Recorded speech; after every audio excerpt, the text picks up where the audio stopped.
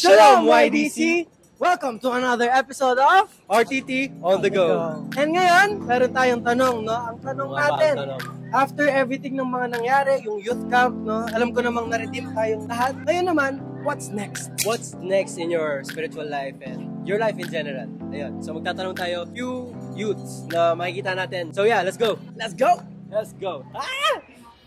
Diba, nag-youth camp ka? So, ang tanong is, after mong na-redeem, what's next in your spiritual life? Yung talagang next step na gusto kong gawin is mag-surrender sila. Ayun, praise God kasi talagang tinuturuan ako ng Lord ngayon na mag-surrender kahit mahirap. Magpapatuloy lang dahil sa Lord.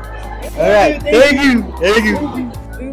Next po na gagawin ko is continue pa din po sa pagde-devotion, continue pa din po sa pag-ministry and pag-serve kay Lord. And continue pa din po na ipanalangin yung families ko. Will be more consistent po sa spiritual life ko po, devotion, sa pag-attend ko po ng YDC, CU, and everything po with the Lord po talaga.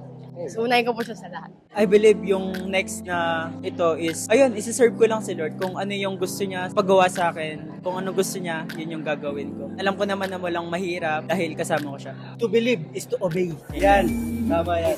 Gusto kong magpatuloy, mag-grow sa Lord ko. Basically, deepen my faith po sa Lord ko. At ang tanong, after natin nag-count, alam naman natin na-redeem ka. Ngayon, what's next for your spiritual life? Kailangan ng patunayan, una sa Panginoon, and after that, sa mga taong nakapaligid sa'yo na truly na-redeem ka. Redemption after ng camp, dapat hindi lang siya pang tema. Kailangan nakikita siya sa gawa, sa pananalita, ganyan, na kailangan na-edify yung tao.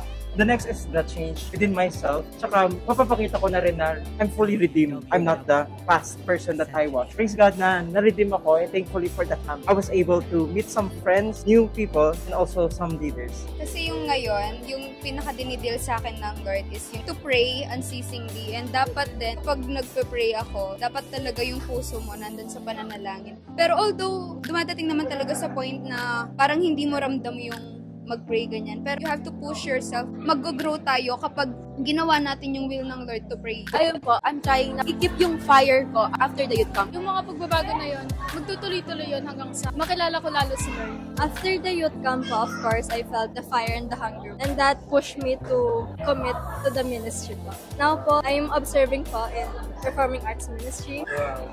Thank you! Thank you so much, Thank you!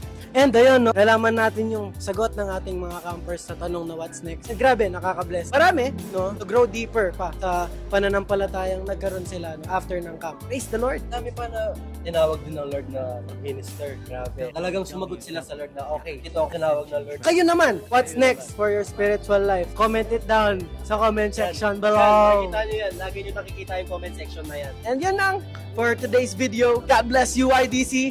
Shalom, shalom.